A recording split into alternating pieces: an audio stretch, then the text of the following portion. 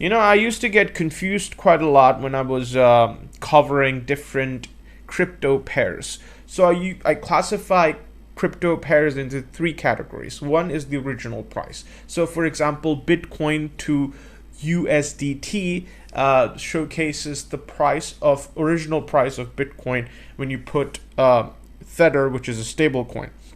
Now, you also have altcoins to altcoin pairs. So, for example, XRP to Solana and or Solana to Ethereum. All of these coins are cases where you just transfer one altcoin in exchange for another. And then we have Bitcoin to altcoins. So, for example, Bitcoin to ETH showcases Bitcoin's dominance against Ethereum. And this is another keyword that is quite important to dissect: Bitcoin dominance, because it has different meaning.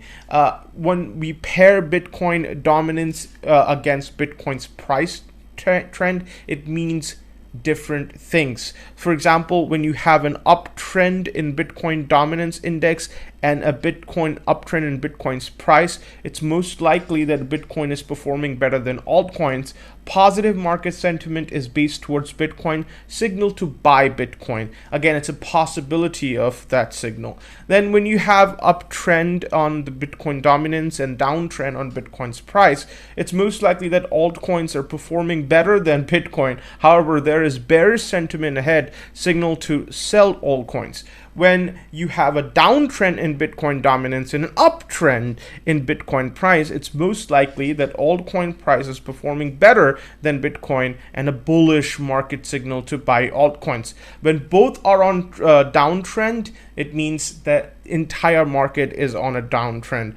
Now, Bitcoin dominance has been fluctuating quite a lot since its inception.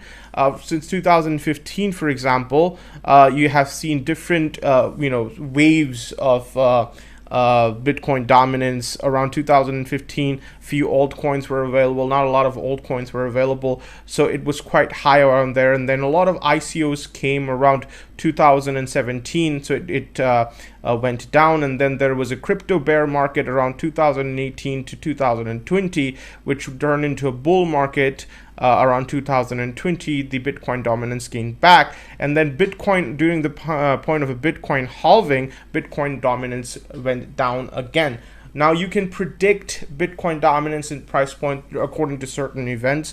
For example, the next Bitcoin halving is to happen on April 19th, and usually after every halving, Bitcoin's price goes up. So when you pair it up against Bitcoin's dominance, you can see if the overall market is going to perform differently or not. Now, again, as I go back to the original point, there are different pairs available.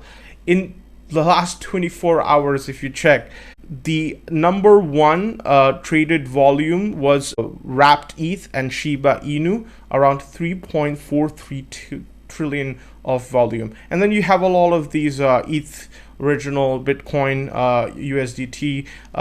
So it showcases a lot of things. You also have wrapped ETH on Uniswap and IDK, which is an Indonesian stablecoin.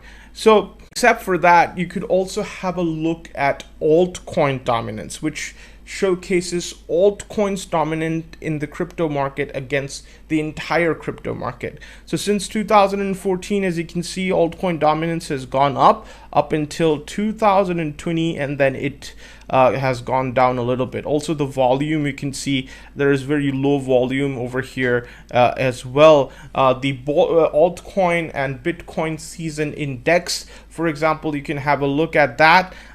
It's hovering above the Bitcoin seasons. It's almost Bitcoin season right now, but it's going towards altcoin season, it seems, according to the altcoin season index.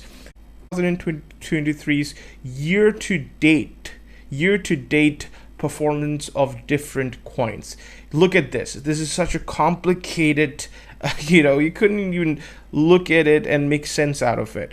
But to sum it all up, certain cryptocurrencies perform better than Bitcoin at a certain market, and certain cryptocurrencies perform not as good as Bitcoin in a certain market, and it's dependent on multiple factors like Bitcoin dominance, altcoin dominance, and how many players want to stay in the crypto market versus exit the crypto market. And there are other factors as well, but people use different pairs for different reasons. It could be for liquidation purposes. It could be different exchange rates, so pseudo arbitrage and pseudo hedging as well. So if you're making a loss as a certain currency pair, you can switch to another currency pair related to that and actually make less loss. So pseudo hedging and pseudo arbitrage is also another important point why people use different crypto pairs. Hope this helps.